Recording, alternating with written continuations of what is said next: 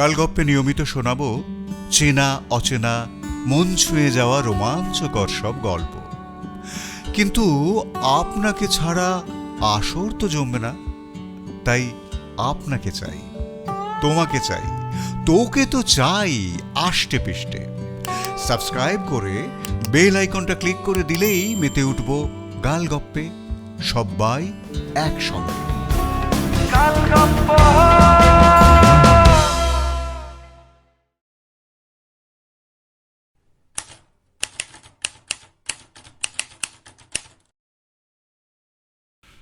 গালগপ্পে এখনকার গপ্প চন্দন বাইয়ের কানের দুল।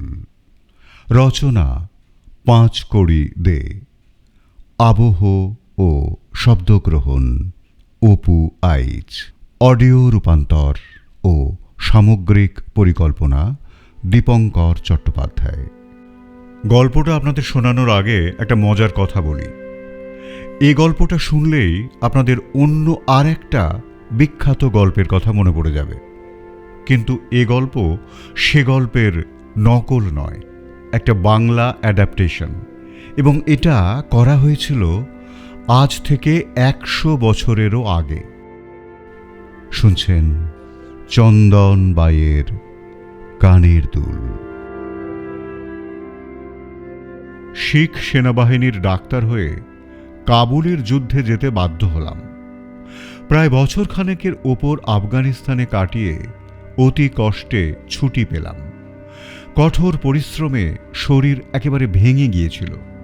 ঠিক করলাম দিন কতক লাহোরে থেকে শরীরটাকে একটু চাঙ্গা করে নিয়ে তারপর দেশে ফিরব। লাহোরে এসে কোথায় বাসা পাবো ভাবতে ভাবতে অন্যমনস্কভাবে চকের ভেতর দিয়ে হাঁটছিলাম।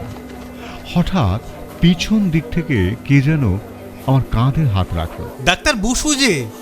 চমকে পিছন ফিরে দেখি আমার রাউলপিন্ডির বন্ধু রামেশ্বর প্রসাদ। ইনি ওখানে ওকালতি করতেন, আর আমি ছিলাম সেনা হাসপাতালের ডাক্তার। বলা বাহুল্য, অপরিচিত জায়গায় একজন বন্ধু পেয়ে মনে ভরসা জাগল। বন্ধু বললেন, কাবুল থেকে কবে ফিরলে হে? আমাকে একটা চিঠি লিখতে পারলে না? পল্টনের সাথে গেলে গিয়ে আর সে সুযোগ থাকে? দেখছেনই তো শরীরের হাল কি হয়েছে। তাই তো দেখছি, একেবারে চর্মসার। দিন কতক এদেশের থেকে শরীরটা ছাড়িয়ে নাও। উদ্দেশ্য সেরকমই, ভালো একটা বাসা ঠিক করে দাও। কি আশ্চর্য, আজকেই তো আমাকে একজন বলছিল বাসা খুঁজে দেওয়ার কথা। কে? তিনিও বাঙালি, সম্প্রতি লাহোরে এসেছেন বেড়াতে। এই দিন কয়েক থাকবেন, বোধহয় কোনো কাজ টাজও আছে, কিন্তু তোমার সঙ্গে পোষাবে কি না সেটা বলতে পারছি না। কেন? লোকটার অনেক রকম খেয়াল আছে। তা থাক, একলা থাকার চাইতে তো ভালো। তবে চলো তোমার সঙ্গে আলাপ করিয়ে দিই। আমার সন্ধানে একটা ছোট বাড়ি আছে, দুজনের পক্ষে একেবারে আদর্শ হবে। তিনি এখন কোথায়? ধর্মশালায়। ধর্মশালায়? হ্যাঁ, আলাপ হলেই বুঝবে। তবে পোষায় না পোষায় তুমি বুঝে নিও। বন্ধুর সঙ্গে ধর্মশালায় এসে দেখলাম এক বাঙালি ভদ্রলোক অনেকগুলি বোতল, শিশি ইত্যাদি নিয়ে বড় ব্যতিব্যস্ত। আমাদের পায়ের শব্দ শুনে চকিতে একবার মাথা তুললেন। আমার বন্ধুকে দেখে বললেন, আসুন আসুন, কি সৌভাগ্য আমার। বন্ধু বললেন, আগে আপনাদের দুজনের পরিচয় করিয়ে দিই। ইনি ডাক্তার বসু, আপনাদেরই দেশের লোক। তারপর আমার দিকে ফিরে বললেন, ইনি গোবিন্দবাবু, যার কথা তোমায় বলছিলাম। গোবিন্দবাবু তাড়াতাড়ি উঠে দাঁড়িয়ে আমার হাতটা সবেগে ঝাঁকিয়ে দিয়ে বললেন, কাবুল থেকে কবে ফিরলেন? আমি অত্যন্ত আশ্চর্য হয়ে জিজ্ঞাসা করলাম, আপনি কিভাবে জানলেন যে আমি কাবুলে গিয়েছিলাম? সে কথা থাক, আপনার সঙ্গে আলাপ হয়ে বড় সুখী হলাম। দেশের লোক বিদেশে দেখা হলে বড়ই আনন্দ হয়। বন্ধু বললেন, আপনি বাসা খুঁজছিলেন, ইনিও খুঁজছেন। আমি একটা ছোট বাড়ি ঠিক করেছি, সেখানে আপনারা দুজনে খুব ভালোই থাকবেন। খুবই ভালো, তবে একসঙ্গে থাকবার আগে দু একটা কথা বলে নেওয়া ভালো। আমি তামাকটা বড় ঘন ঘন খাই, চুরুট তো সর্বদা মুখেই থাকে। আপত্তি আছে কি? কোনো আপত্তি নেই, আমিও খাই। ভালো। আমার একটা রোগ আছে, মাঝে মাঝে মৌনী হয়ে যাই, তখন কারোর সঙ্গে কথা কই না, ক্রমে আবার স্বাভাবিক হয়ে যায়। আমারও যে এ রোগ একেবারে নেই তা নয়, তবে রোগটা একই সময়ে দুজনের হলে বড় ভালো হয়। বড় ভালো বলেছেন। আরও একটা কথা আছে, আমার কাছে রং বেরঙের লোক আসে, তাতে কি আপনার আপত্তি আছে? আপনার কাছে আসবে তাতে আমার আপত্তির কি? আমি মাঝে মাঝে সেতার বাজাই। আহা, আমার বড় প্রিয়। বেশ বেশ, এবার আপনার বিষয়ে বলতে পারেন। লোকটির কথাবার্তায় আমি বেশ আশ্চর্যই হলাম। বললাম, আমার শরীরের হাল তো দেখছেনই, শরীর শোধরাবার জন্যই দিনকতক লাহোরে থাকা, একটু নিশ্চিন্ত থাকতে পারলেই হলো। পোষাবে, চলুন তবে বাড়িটা একবার দেখা যাক। একটা এক্কা ভাড়া করে আমরা তিনজন তাতে উঠে পড়লাম। বাড়িটা শহরের এক প্রান্তে, চারদিকে খোলা, সামনে একটু বাগানও আছে। আমাদের দুজনেরই বেশ পছন্দ হলো। সন্ধ্যের আগেই জিনিসপত্র নিয়ে আমরা চলে এলাম। আমার বন্ধু রামেশ্বরবাবু এখানকার একজন প্রতিপত্তিশালী উকিল, বিস্তর চেনা জানা। আমাদের জন্য রান্নার লোক, কাজের লোক সব তিনিই ঠিক করে দিলেন। বন্ধুকে বিদায় দেওয়ার সময় রাস্তা পর্যন্ত এলাম। তিনি হেসে বললেন, গোবিন্দবাবুকে বুঝলে? না, ধীরে ধীরে বুঝবো। উনি কিন্তু তোমাকে 1 ঘন্টার মধ্যেই বুঝে নেবেন। তার একটা নমুনা অবশ্য পেলাম। উনি করেন কি? ধীরে ধীরে জানতে পারবে। এই বলে আমার বন্ধু মহেশ্বরবাবু চলে গেলেন। এই গোবিন্দবাবুর সাথে আমার বসবাস করা ঠিক পোষাবে কিনা এ বিষয়ে আমার যে একেবারেই কোনো সন্দেহ ছিল না তা নয়, কিন্তু কয়েকদিন থাকার পরই বুঝে গেলাম অসুবিধার কোনো সম্ভাবনা নেই। যখন তিনি বাসায় থাকতেন তখন তার শিশি বোতল, কাগজপত্র, বই ইত্যাদি নিয়েই ব্যস্ত থাকতেন। খাওয়া দাওয়া করে প্রায় বেরিয়ে পড়তেন।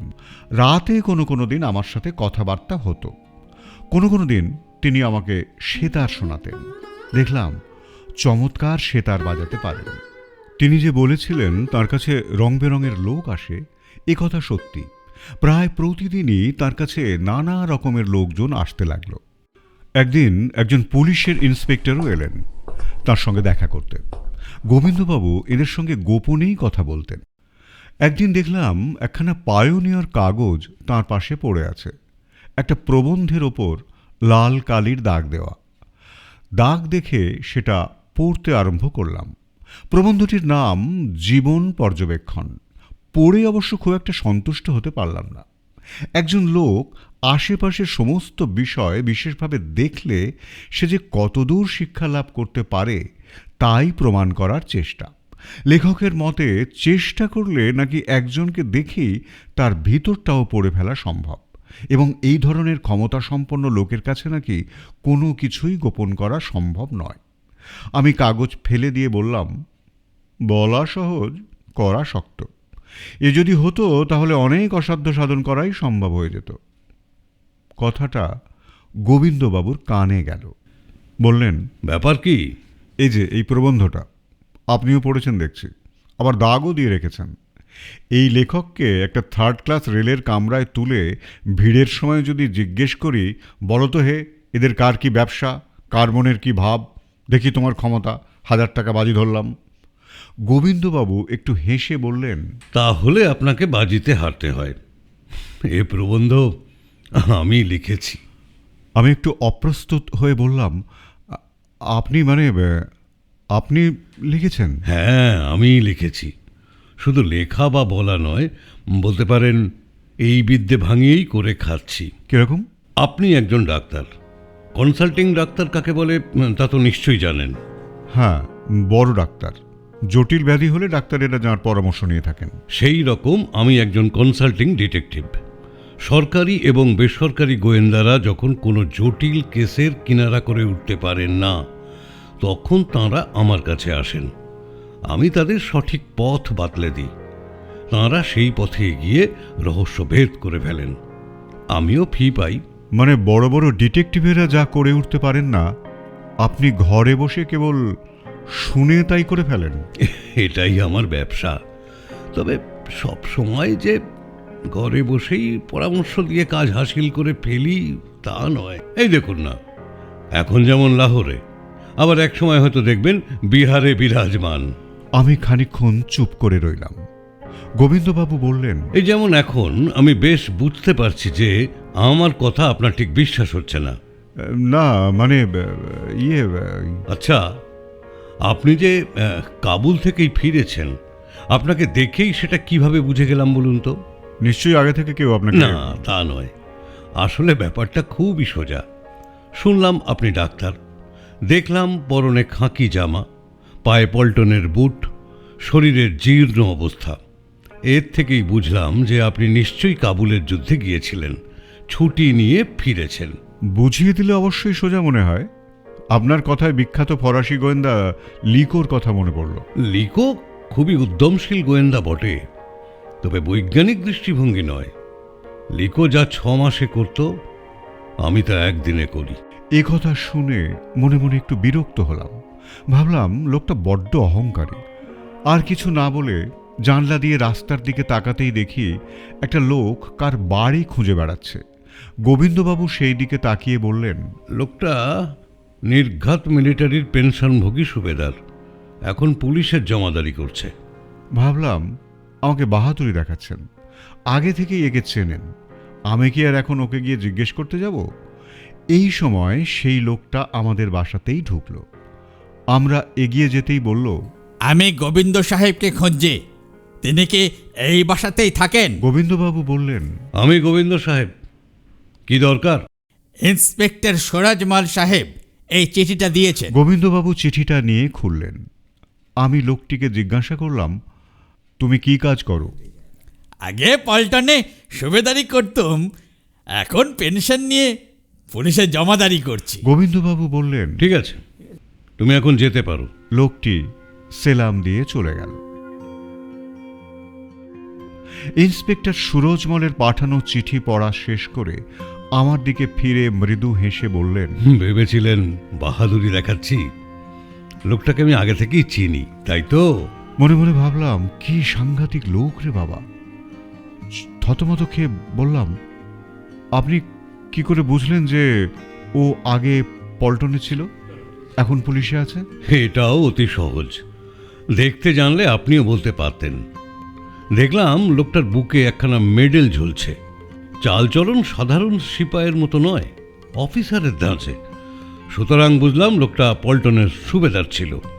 তারপর দেখলাম বয়স হয়েছে, যদিও পুলিশের পোশাক পরা নেই, তবে মাথায় জমাদারের পাগড়ি রয়েছে। কাজেই বুঝে গেলাম লোকটা পেনশন নিয়ে এখন পুলিশের জমাদারি করছে। আচ্ছা, এসব বাদ দিন, চিঠিটা পড়ুন। ইন্সপেক্টর সুরজমলের লেখা চিঠিটা গোবিন্দবাবু আমার হাতে দিলেন। আমি চিঠিটা পড়লাম। চিঠিতে লেখা, প্রিয় গোবিন্দবাবু, কাল রাত্রে সেটি মহল্লার একটা ভয়ানক কাণ্ড হইয়া গিয়াছে। রাত্রি প্রায় 2টার সময় বিটের কনস্টেবল একটি খালি বাড়ির ভিতরে আলো জ্বলিতে দেখিতে পায়। সে গিয়া দেখে দরজা খোলা, সামনের ঘরের মেঝে একটি ভদ্রলোকের মৃতদেহ পড়িয়া আছে। খবর পাইয়া আমরা উপস্থিত হই। পোশাক পরিচ্ছদ দেখিলাম লোকটা মারাঠি, ঘরময় রক্ত, অথচ মৃতদেহের কোনোখানে আঘাতের চিহ্ন মাত্র নাই। পকেটে 45 টাকা আর 2খানি চিঠি ছিল। ঠিকানায় লেখা Shankar Ram Pandurang, care of postmaster Lahore. আর একখানিতে বালকিষণ লক্ষণ রাও। চিঠি একখানি খোলা, একখানি বন্ধ। আমরা কোনো জিনিসপত্রই এদিক ওদিক করি নাই। আপনি যদি একবার অনুগ্রহ করিয়া আসেন, বড়ই উপকৃত হই। আপনার জন্য অপেক্ষা করছি। ইতি বশংবদ শ্রী সুরজমল। আমার চিঠি পড়া শেষ হলে গোবিন্দবাবু বললেন, সুরজমাল লাহোর পুলিশের একজন প্রধান গোয়েন্দা, আর যে ইন্সপেক্টরটি সেদিন এসেছিলেন, গোয়েন্দাগিরিতে তাঁরও বেশ খ্যাতি আছে। তার নাম রাম সিং। এদের দুজনের মধ্যে আদা কাঁচকলার বন্ধুত্ব, আর এই জন্যই কেসের কিনারা করতে পারে না, তাড়াহুড়ো করেই মরে। কে আগে সাপটাবে। এখন এই দুজনকে যদি এই ব্যাপারে কিছু সূত্র ধরিয়ে দেওয়া যায় তবে মজাটা মন্দ হয় না। কিন্তু আমার মনে হয় আপনার বোধহয় আর দেরি করা উচিত হবে না। আমি একটা গাড়ি ডেকে দেব। আমি যাব কিনা তাই তো এখনো ঠিক নেই। সে কি, আপনি তো এই চান? আপনার জন্য অপেক্ষা করছে বলে লিখেছে। আচ্ছা, গিয়েই একবার দেখা যাক। চলুন। আমিও যাব। ক্ষতি কি? যদি কোনো কাজ না থাকে আসুন না, একটা নতুন বিষয় দেখা হবে। ঘোড়ার গাড়িতে উঠে আমরা সেটি মহল্লার দিকে রওনা দিলাম। যেতে যেতে গোবিন্দবাবু ঝিঝিট খাম্বাজের গত ভাঁজতে লাগলেন। আমি বললাম, আপনি তো দেখছি যে কাজে যাচ্ছেন সে বিষয়ে একটু ভাবছেন না। সব না দেখে শুনে মনে মনে কিছু আন্দাজ করে আগে থাকতেই ধারণাটা খারাপ করা বড়ই ভুল। এতে করে পরে আর স্বাধীন চিন্তার ক্ষমতাটা থাকে না। গাড়ি সেটি মহল্লায় পৌঁছতেই গোবিন্দবাবু আমাকে নিয়ে নেমে পড়লেন। কোচম্যানকে গাড়ি নিয়ে সঙ্গে সঙ্গে আসতে বলে তিনি হাঁটতে লাগলেন। একটু এগিয়ে গিয়ে একজন কনস্টেবলকে জিজ্ঞাসা করলেন, কাল রাত্রে কোন বাড়িতে খুন হয়েছে? সে দেখিয়ে দিল। আমরা বাড়িটার সামনে এসে দেখলাম বাড়িটার চারদিকে পাঁচিল আছে, সামনে একটা গেট, ওই গেট দিয়ে একটা পথ বাড়ির সদর দরজার সিঁড়ি পর্যন্ত গিয়েছে। বাড়ির সামনে হিন্দিতে লেখা ভাড়া দেওয়া হবে। কাল রাত্রে বৃষ্টি হয়েছিল, তাই রাস্তায় গাড়ির চাকার দাগ ও অনেক মানুষের পায়ের দাগ। দাগগুলো স্পষ্টই দেখা যাচ্ছে। গোবিন্দবাবু প্রথমেই বাড়ির ভেতর ঢুকলেন না। সদর রাস্তা ও বাড়ির রাস্তা বিশেষভাবে লক্ষ্য করতে লাগলেন। চারদিকে দেখে নিয়ে তারপর ধীরে ধীরে পথের ধারে ঘাসের উপর দিয়ে হেঁটে এগোতে লাগলেন। আমাকেও ওইভাবে ধীরে ধীরে এগোতে বললেন। বাড়ির দরজার সামনে প্রচুর লোকের ভিড়। একজন কনস্টেবল দাঁড়িয়ে তাদের সরিয়ে দেবার বৃথাই চেষ্টা চালিয়ে যাচ্ছেন। আমরা দরজার কাছে পৌঁছতেই কনস্টেবল সেলাম ঠুকে সরে দাঁড়ালেন। এই সময় সুরজমল কাছে এসে বললেন, আপনার অপেক্ষাতেই ছিলাম, সবকিছু একেবারে ঠিকঠাক অবস্থায় রেখে দিয়েছি। কেবল ওই রাস্তাটা ছাড়া পদ্মবনে মত্ত হস্তি ঢুকলেও বোধহয় এ হাল হয় না। আশা করি এ অবস্থা হবার আগেই আপনি রাস্তায় যা দেখার ভালো করে দেখে নিয়েছেন। সুরজমল একটু অপ্রস্তুত হয়ে বললেন, না, আসলে আমি ভেতরের ব্যাপারটা নিয়ে ব্যস্ত ছিলাম। রাম সিং সাহেব উনি ছিলেন ওখানে, তিনি নিশ্চয়ই সব লক্ষ্য করেছেন। আপনারা দুজন সুদক্ষ লোক যখন রয়েছেন তখন সব বিষয়ে লক্ষ্য করেছেন, কোনো সন্দেহ নেই। আপনি কি এখানে গাড়ি করে এসেছেন? না। রাম সিং সাহেব? না। চলুন ভিতরটা এবার দেখা যাক। আমরা সকলে মিলে একটা ঘরে গিয়ে ঢুকলাম। বহুদিন লোকের বসবাস না হওয়ায় মেঝের ওপর পুরু ধুলো জমে আছে। মাঝখানে একটি মৃতদেহ পড়ে আছে। লোকটি ছাদের দিকে বিকটভাবে চেয়ে আছে। আমি যুদ্ধে অনেক ভয়াবহ মৃতদেহ দেখেছি, কিন্তু এইরকম বিভীষিকাময় বিকৃত মুখ আর কখনো দেখিনি। আমার গা যেন শিউরে উঠল। গোবিন্দবাবুর দিকে তাকিয়ে দেখি তিনি স্থির চিত্তে মৃতদেহটি বিশেষভাবে লক্ষ্য করছেন। রাম সিং সাহেব আশেপাশের ঘরগুলো দেখছিলেন। আমাদের দেখে এগিয়ে এসে বললেন, খুবই গোলমেলে মামলা। আমি অনেকক্ষণ দেখেছি, কিন্তু এই খুনের মর্ম কিছুই বুঝতে পারছি না।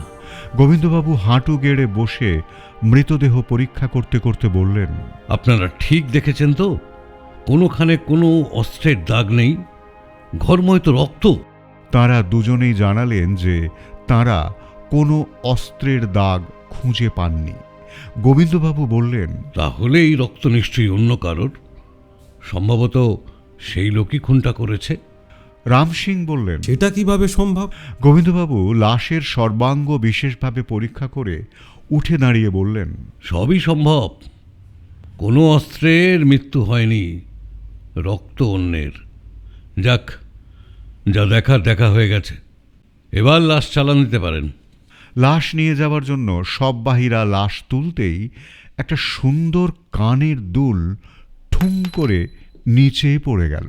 রাম সিং এগিয়ে গিয়ে সেটা তুলে নিয়ে বললেন, কোনো স্ত্রী লোকের ইয়াররিং। তার মানে এখানে একজন স্ত্রীলোকও উপস্থিত ছিল। আমরা সকলেই সেটা হাতে নিয়ে দেখলাম। সুরজমল বললেন, রহস্য আরো জটিল হয়ে উঠল। গোবিন্দবাবু বললেন, কেন, আপনার কি মনে হচ্ছে না এটা পাওয়াতে জট খুলতে আরো সুবিধা হয়ে গেল? দুজনের কেউই কোনো উত্তর করলেন না। গোবিন্দবাবু বললেন, ডাকঘরে খবর নেওয়া হয়েছে? সুরজমল বললেন, হ্যাঁ, চিঠিপত্র এরা ডাকঘর থেকে নিয়ে যেতেন। তবে একজন পিওন এদের বাসা দেখেছিল। সে সকালে ছিল না, তার সন্ধানে লোক পাঠানো হয়েছে। এর পকেটে যে চিঠি আছে তা নাসিক থেকে এসেছে। নাসিকে টেলিগ্রাম করেছেন? হ্যাঁ, এখনো উত্তর পাইনি। কি টেলিগ্রাম করেছেন? ঘটনা সব জানিয়ে জিজ্ঞাসা করেছি তারা কোনো খবর দিতে পারে কিনা। কেবল এটাই? এই সময় রাম সিং পশ্চিম দিকের পাঁচিলটা দেখিয়ে বললেন, দেখুন দেখুন। আমরা সকলে সেই দিকে তাকিয়ে দেখলাম। সেখানে বড় বড় অক্ষরে কি একটা লেখা রয়েছে। কাছে গিয়ে দেখলাম স্পষ্ট রক্ত দিয়ে লেখা সাজ। রাম সিং সোৎসাহে বললেন, দেখুন লেখাটা যে রক্তের তা স্পষ্টই বোঝা যাচ্ছে। লেখবার সময় ফোঁটা ফোঁটা রক্ত ঝরে পড়েছিল, সেটাও স্পষ্ট। সুতরাং লোকটা যে আত্মহত্যা করেনি সেটা বেশ বোঝা যাচ্ছে। যে একে খুন করেছে সেই কাল রাত্রে এটা লিখে রেখে গেছে।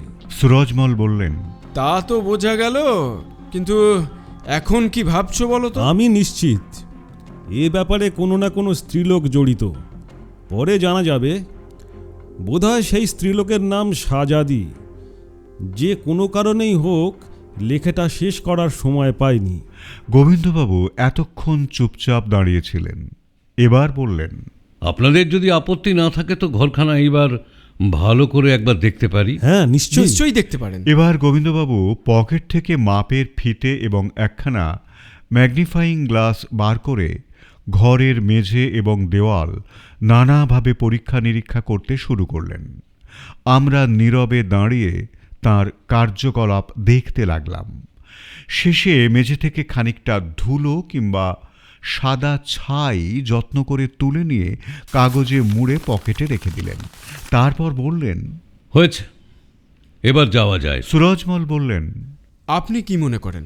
আপনারা যেভাবে এগোতে চাইছেন এগোন। কি হয় না হয় পরে আমাকে জানালে আমার ক্ষুদ্র বুদ্ধিতে যতদূর সম্ভব হয় নিশ্চয়ই জানাবো। কাল রাতে এ বিটে যে কনস্টেবল ছিল তার সঙ্গে একবার দেখা করতে চাই। রাম সিং বললেন, সে এখন থানায় আছে, সেখানে গেলেই দেখা হতে পারে। আমি এক্ষুনি একবার তার সঙ্গে দেখা করব মনে করছি।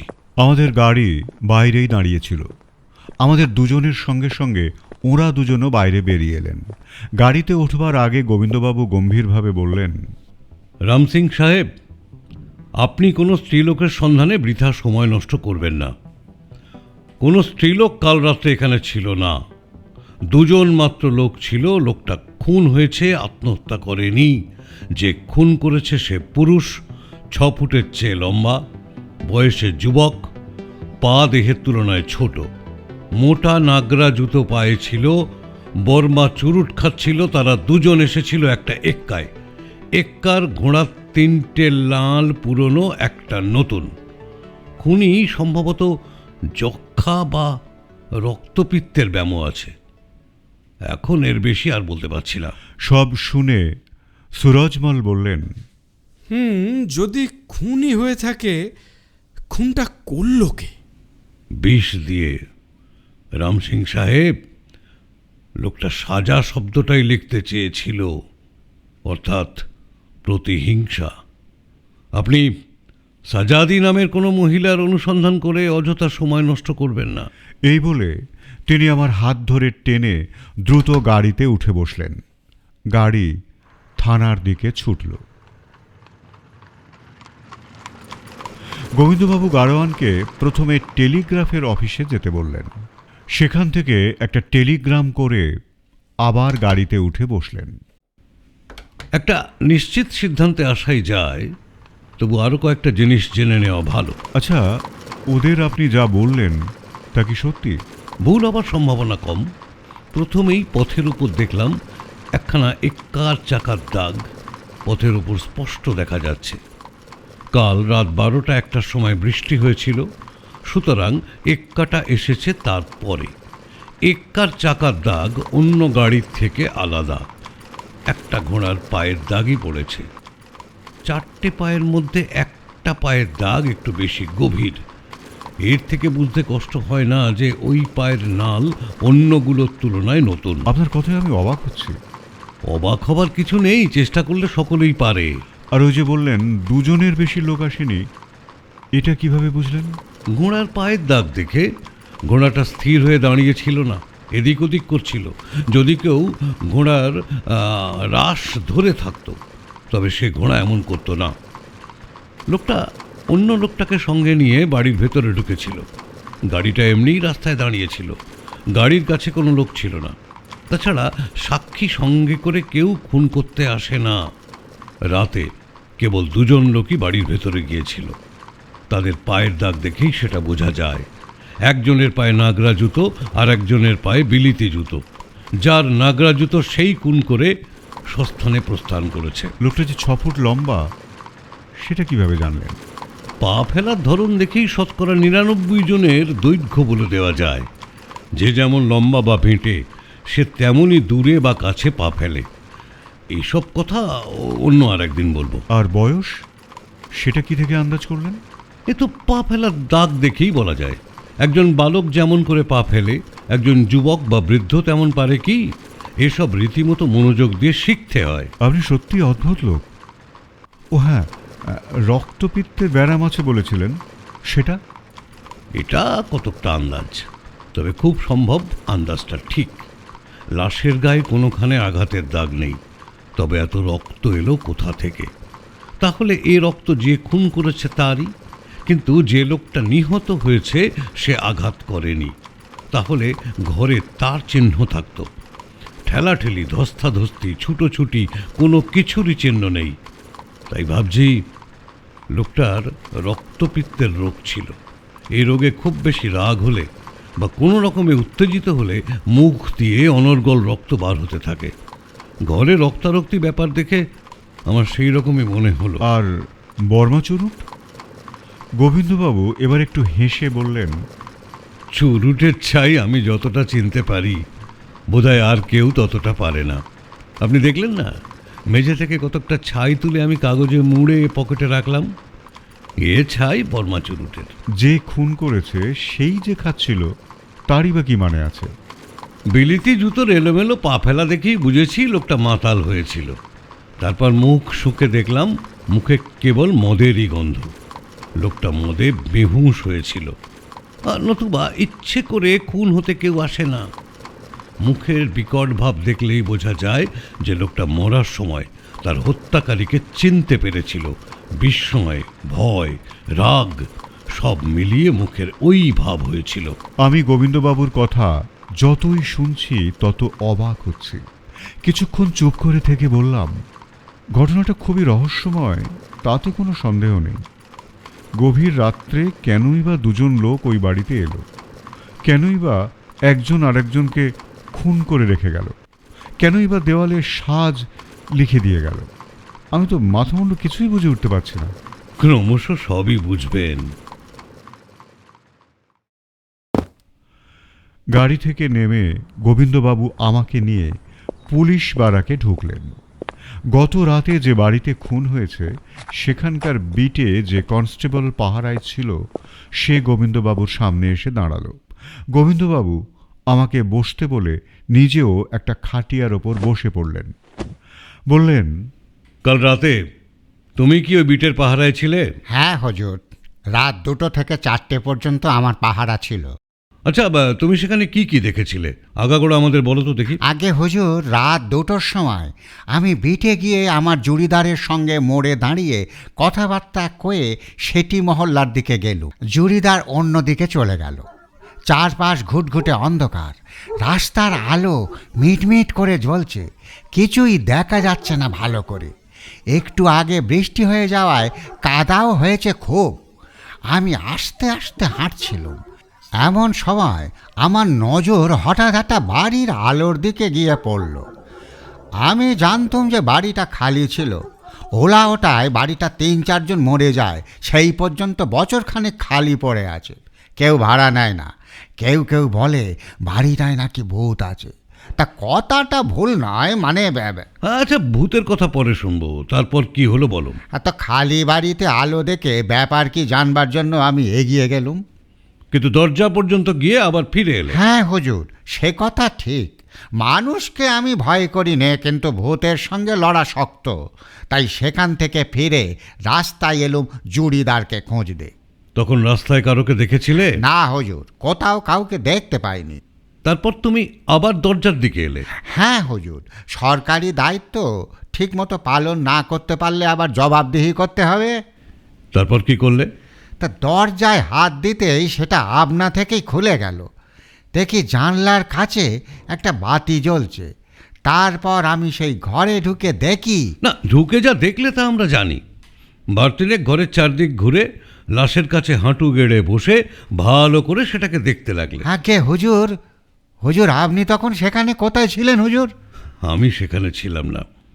তারপর কি হলো বলো। তো তারপর আমি আমার জুড়িদারকে চেঁচিয়ে ডাকলাম, সেও ছুটে এলো। তখনও রাস্তায় আর কোনো লোককে দেখোনি? হ্যাঁ, কিন্তু সে লোক ঠিক লোক নয়। কিরকম? দেখলুম রাস্তায় একটা লোক মাতাল হয়ে টলছে, দেয়ালে ঠেস দিয়ে গান ধরেছে, গান গলা দিয়ে বেরোচ্ছে না, দাঁড়াতেই পারছে না। এমন পেঁচু মাতাল আমি আগে কখনো দেখিনি। তাকে ধরলে না কেন? এদিকে লাশ পড়ে আছে। তখন আমি খুনিকে খুঁজে মাতাল ধরতে যাব কেন হুজুর? মাতালটাকে দেখতে কেমন? অন্ধকারের মধ্যে ভালো করে দেখতে পাইনি। তার হাতে কি একটা চাবুক ছিল? মাতালের দিকে অত মনোযোগ দেয়নি হুজুর। ঠিক আছে, আমার আর কিছু জানার নেই। এই বলে গোবিন্দবাবু উঠে দাঁড়ালেন। আমিও উঠে পড়লাম। বাইরে এসে বললেন, খুনি মাতালের ভান করে এই গাধার চোখে ধুলো দিয়েছে। আমি বললাম, কিন্তু খুনি আবার বাড়ির কাছে ফিরে আসবে কেন? ইয়াররিংটা খুঁজতে আসছিল। ওটা সম্ভবত তার প্রণয়ী বা স্ত্রীর, এবং তার প্রতি হানিকর কিছু ঘটেছিল। সেই কারণেই খুন করে এমন সাজা দেওয়া। হৃদয়ে মারাত্মক আঘাত না পেলে এভাবে ধরে এনে খুন করতো না। এখন এই পর্যন্ত, বাকিটা পরে বলবো।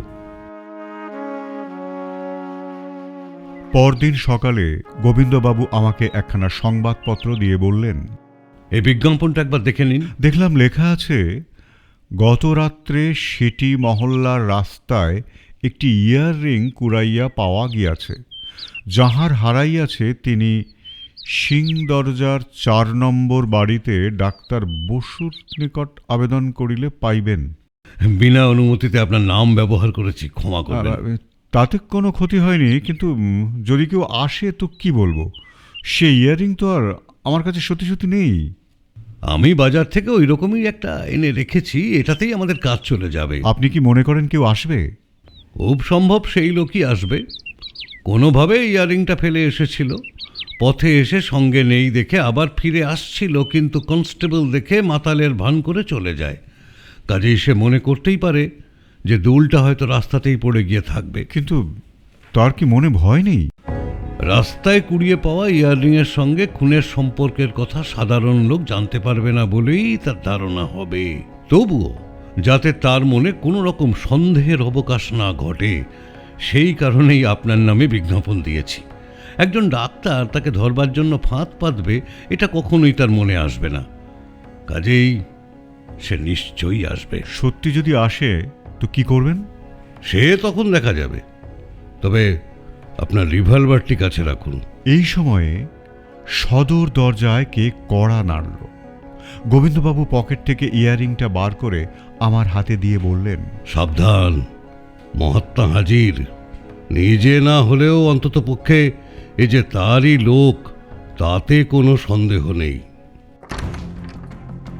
আমি ভেবেছিলাম সত্যিই সেই খুনি যুবকই এসে হাজির হয়েছে, কিন্তু দেখলাম সে যুবক তো নয়ই, এমনকি কোনো পুরুষ মানুষও নয়। একটি অতি বৃদ্ধা স্ত্রীলোক অতি কষ্টে ধীরে ধীরে ঘরে এসে ঢুকল। অবাক হয়ে গোবিন্দবাবুর দিকে তাকালাম। দেখলাম তিনি বৃদ্ধাকে স্থির দৃষ্টিতে লক্ষ্য করছেন। বৃদ্ধা বললেন, ডাক্তার সাহেব কি এখানে থাকেন? হ্যাঁ, আমিই ডাক্তার। বৃদ্ধা বেশ খানিকক্ষণ খোঁজাখুঁজি করে জীর্ণ কাপড়ের ভেতর থেকে একখানা সংবাদপত্র বার করে বললেন, এই খবরটা কি আপনি লিখেছেন? হ্যাঁ। আমার মেয়ে জুনিয়া কাল রাত্রে তার এক গাছা দুল হারিয়ে ফেলেছে। কাল তার মামার বাড়ি গিয়েছিল। মামার বড় ব্যামো, তাই দেখতে যায় আমার জুনিয়া। সন্ধ্যার পর সেটি মহল্লা দিয়েই আসছিল। কোথায় পড়ে যায়? আমরা বড় গরিব, 25 টাকা দিয়ে তাকে কিনে দিই। এই যে দেখুন, এইটা কি? হ্যাঁ হ্যাঁ হ্যাঁ, এইটাই তো। আহা, আমার জুনিয়া কত খুশি হবে এটা ফিরে পেয়ে। বাচ্চা আমার কেঁদে কেঁদেই সারা। তুমি থাকো কোথায়? এই মহল্লায়, ওই চকের পূর্ব দিকে হামের পল্লীতে। গোবিন্দবাবু ইশারা করায় আমি ইয়াররিংটা বৃদ্ধার হাতে দিয়ে দিলাম। বৃদ্ধা আমাকে অনেক ধন্যবাদ দিয়ে ধীরে ধীরে ঘর থেকে বেরিয়ে গেল। গোবিন্দবাবু সঙ্গে সঙ্গে উঠে দাঁড়ালেন। আমি ভাবলাম বুঝি বৃদ্ধাকে অনুসরণ করবেন, কিন্তু তিনি তা না করে জানলার কাছে গিয়ে দাঁড়ালেন। আমিও তার পাশে গিয়ে দাঁড়ালাম। দেখলাম বৃদ্ধা অতি কষ্টে ধীরে ধীরে রাস্তা দিয়ে হেঁটে যাচ্ছে। দৃষ্টির বাইরে চলে যাবার পর গোবিন্দবাবু শীষ দিতে দিতে আবার চেয়ারে এসে বসলেন। আমি বললাম, কি বুঝলেন? হয় সেই লোক, নয় তার সঙ্গী। তাই যদি হয় ধরলেন না কেন? একটু সন্দেহ ছিল। যেরকম বুড়ি সেজেছে তাতে বাহাদুরি আছে। তাছাড়া অন্যের ইয়াররিং নিজের বলে নেবে কেন? তাহলে বলতে হবে লোকটা চতুর চূড়ামণি, ধরা পড়েও ধরা দিতে চায় না। তবে যাই হোক না কেন, আমার মনে হয় একে অনুসরণ করা উচিত ছিল। হ্যাঁ, সচরাচর ডিটেকটিভরা তাই করে বটে, তবে আমার পদ্ধতি কিন্তু একটু ভিন্ন। হঠাৎ ঘরের মধ্যে 8-10টা ধুলো মাখা নেংটি পড়া ছোঁড়া এসে ঢুকে পড়ল। আমি হতভম্বের মতো তাদের দিকে তাকিয়েছি দেখে গোবিন্দবাবু হেসে বললেন, এরা আমারই তাল বেতালের দল। দলের একজনের দিকে তাকিয়ে বললেন, কে ননিয়া, কোনো খবর আছে? না হুজুর, এখনো পাইনি। আচ্ছা, খবর পেলে তুমি একলা এসে বলে যাবে, আর বাকি সকলে রাস্তায় থাকবে। এই বলে গোবিন্দবাবু পকেট থেকে কতগুলো পয়সা বার করে ননিয়ার হাতে দিলেন। ননিয়া সেগুলো নেংটির খুঁটে বেঁধে রাখল। সন্ধান পেলেই আমাকে জানিয়ে যাবে। হ্যাঁ হুজুর। তাল বেতালের দল ছুটে ঘর থেকে বেরিয়ে গেল। আমি বললাম, আপনি এদের সেটি মহল্লার ব্যাপারে কাজে লাগিয়েছেন? দেখুন, ভালো ভালো ডিটেকটিভরা যা পারে না, এরা আমার সেই কাজ করে দেয়। জানলা দিয়ে দেখতে পেলাম সুরজমল সাহেব ছড়ি ঘোরাতে ঘোরাতে বেশ উৎফুল্ল মুখে আমাদের বাসার দিকেই আসছেন। গোবিন্দবাবুকে কথাটা বলায় তিনি বললেন, তাহলে এবার কিছু মজার কথা শোনা যাবে। কিরকম? দেখতেই পাবেন। সুরজমল হাসতে হাসতে ঘরে ঢুকলেন। গোবিন্দবাবু বললেন, ব্যাপার কি? ব্যাপার, মামলার কিনারা আমি করে ফেললাম। বাহ বাবা বাহ, চমৎকার। ঠিক সূত্রটা ধরে ফেলেছেন তাহলে। সূত্র কি বলছেন? একেবারে আসামিকেই ধরে ফেলেছি। ব্যাটা এখন হাজতে। বলেন কি? কে সে? আসামির নাম? লালা গোকুল প্রসাদ। লোকটা রেলে কাজ করে। বটে? তা ব্যাপারটা একটু আমাদের খুলে বলুন দেখি। বলবো বলেই তো এসেছি মশাই, তবে শুনুন। সুরজমল সাহেব বলতে লাগলেন, আসল মজা হচ্ছে রাম সিং গাধার মতো উল্টো ধাঁধায় ঘুরছেন। তিনি শঙ্কর রাম পাণ্ডুরাঙের সন্ধানে গেছেন। আমি তো সন্ধান করে আগেই সেই ডাক পিয়নের সঙ্গে দেখা করলাম। সে আমাকে ওই দুজন লোক, মানে ওই যে খুন হয়েছে সে আর তার সঙ্গী যে বাসায় থাকতো সেই বাসাটা দেখিয়ে দিল। খোঁজ নিয়ে জানলাম সে বাড়িতে গোকুল প্রসাদ বলে একটা লোক বাস করে। তার সংসারে বুড়ি মা আর এক যুবতী বিধবা বোন ছাড়া আর কেউ নেই। এই গোকুল প্রসাদ রেলে কাজ করে, 15 টাকা মাইনে পায়। এতে তার সংসার চলে না, তাই সে বাড়িটা ভাড়া দেয়। মাসখানেক আগে দুজন মারাঠি এসে ভাড়া নিয়েছিল। গোকুল প্রসাদের বাড়ি গিয়ে তাকে পেলুম না, কাজে বেরিয়েছে। তার মা আর বোনকে দেখলাম বড়ই বিষণ্ণ। বিশেষত বোনটাকে দেখে মনে হলো কেঁদে কেঁদে চোখ দুটো একবারে ফুলিয়ে ফেলেছে। বুড়িটাকে বললাম, তোমাদের ভাড়াটিয়াদের মধ্যে একজন খুন হয়েছে, শুনেছ? বুড়ি কোনো কথা বলল না, শুধু ঘাড় নাড়ল। মেয়েটা ফুঁপিয়ে উঠল। বুঝলাম এরা খুনের বিষয়ে অনেক কিছুই জানে। বললাম, আমি পুলিশের লোক, কি ঘটেছে সত্যি কথা বলো। বুড়ির মুখ আরো পাংশুবর্ণ হয়ে গেল। মেয়েটা বলে উঠল, মা, মিছি কথা বলে লাভ নেই। যা যা হয়েছে সব একেই বলো, দাদা তাতে খুশি হবে। বুড়ি এ কথায় ঝাঁঝিয়ে উঠে বলল, থাম মুখ পুরি, তুই তোর দাদাকে বিপদে ফেললি। আমাকে সব কথা ঠিকঠাক বললে তোমাদের উপকারী হবে। বলো কি হয়েছে। মনে করবেন না যে আমার ছেলে এই খুন করেছে, সে এসবে কিছুই জানে না। পাছে আপনারা তাকে খুনি বলে সন্দেহ করেন, এটাই আমার ভয়। খুলে বললে উপকার আছে। বলছি, মিথ্যে বলার দরকার কি আমার? সত্যি বলছি, দুজন মারাঠি ভদ্রলোক আমাদের বাড়িতে 1 মাস বাসা করে আছেন। এমন হবে জানলে কখনোই ভাড়া দিতাম না। সে যা হোক, কাল একজন মারাঠি খুন হয়েছে শুনে আমি তাকে দেখতে যাই। গিয়ে দেখি দুজনের মধ্যে যার নাম বালকিষণ লক্ষণরাও, তিনিই খুন হয়েছেন। লোকটা বোধহয় খুব বড় লোক, 2 হাতে টাকা উড়াতো। আর একজন যার নাম শঙ্কররাম পাণ্ডুরাং, সে বোধহয় এর মো সাহেব ছিল। বড় লোক হলে কি হবে, লোক ভালো ছিল না, ভয়ানক মাতাল, রোজ মদ খেত। আর কিছু লুকিও না। এরা দুজনেই একদিন রাতে আমার মেয়ের উপরে চড়াও হয়। সেই কথা শুনে গোকুল এদের উঠিয়ে দেবার চেষ্টা করতে লাগলো। এমন সময় এই গত পরশুদিন কি একটা খবর পেয়ে নিজেরাই জিনিসপত্র গুছিয়ে নিয়ে দেশে যাওয়ার জন্য রাত 8টা নাগাদ স্টেশনে রওনা হয়। কিন্তু রাত্রি 11টায় কি 12টা নাগাদ হঠাৎ দেখি বালকিষণ নামের লোকটা আমাদের ঘরে এসে হাজির হলো। ছেলে তখনও কাজ থেকে ফেরেনি বলে দরজাটা খোলাই ছিল। দেখি লোকটা ভয়ানক মাতাল হয়ে এসেছে। আমার মেয়েকে নিয়ে যাবে বলে টানাটানি শুরু করে দিল। আমি চেঁচিয়ে লোক ডাকবো কিনা ভাবছি, ঠিক সেই সময় আমার ছেলে গোকুল এসে পড়ল। ওই দৃশ্য দেখে সে ভয়ঙ্কর রেগে গেল। তারপর গোকুল মাতালটার গলা ধরে তাকে রাস্তায় নিয়ে এলো, কিন্তু সে তবুও যায় না। দরজার সামনে দাঁড়িয়ে মাতলামি করতে লাগলো। তখন গোকুল একটা লাঠি নিয়ে তাকে তাড়িয়ে দিতে লাগলো। তারপর প্রায় ঘন্টা 2 পর বাড়ি ফিরল। এতক্ষণ কোথায় ছিল? তাকে রেল থেকে ডাকতে এসেছিল, তাই রেল অফিসে গিয়েছিল। আর সেই লোকটা তাড়া খেয়ে পালিয়েছিল। রাস্তা দিয়ে একটা এক্কা যাচ্ছিল, তাতে উঠে পড়েছিল। ঠিক আছে, আমার আর কিছু জানবার নেই। এই বলে আমি সেখান থেকে বেরিয়ে একেবারে সোজা রেলের অফিসে গিয়ে উপস্থিত হলাম। সেখানে গিয়ে গোকুল প্রসাদকে গ্রেপ্তার করে আনলাম। আমার কাছে তো এখন ঘটনাটা একেবারে জলের মতো পরিষ্কার। মারাঠি লোকটাকে তাড়া করে গোকুল তার পেটে সজোরে লাঠির গুঁতো মারায় লোকটা হঠাৎ মারা পড়ে। তখন আর কোনো উপায় না পেয়ে সে লোকটার ওই লাশটাকে খালি বাড়িতে নিয়ে গিয়ে ফেলে রাখে। খুবই সহজ কেস স্যার। আর রক্ত? পুলিশের চোখে ধুলো দেওয়ার জন্য মুরগি ফুরগি কিছু একটা যা হয় কেটে ঘরময় রক্ত ছড়িয়ে রেখেছে। এই সময় রাম সিং এসে হাজির হলেন। সুরজমল তাকে দেখেই বলে উঠলেন, ভাইয়া, আসামি তো এখন গাড়দে। রাম সিং বললেন, তা তোমার এই আসামি কি শঙ্কররাং পাণ্ডুরাংকেও খুন করেছে?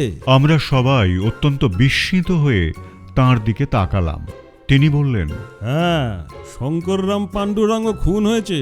তার লাশ মুসাফের খানায় পড়ে আছে। তারও ঘরের দেওয়ালে রক্তে লেখা সাজা। সুরজমল বিস্ফারিত নয়নে রাম সিংয়ের মুখের দিকে এমনভাবে তাকিয়ে রইলেন যেন 7 হাত ওপর থেকে একেবারে 7 হাত মাটির নিচেই তিনি বসে গেছেন। গোবিন্দবাবু হো হো শব্দ করে উচ্চ স্বরে হেসে উঠলেন।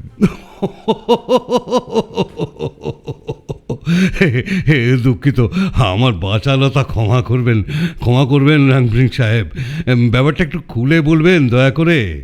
আমার গোড়া থেকেই বিশ্বাস হয়েছিল যে এ খুন এই মারাঠির বন্ধুই করেছে। তাই তখন থেকেই লোকটার সন্ধানে থাকি।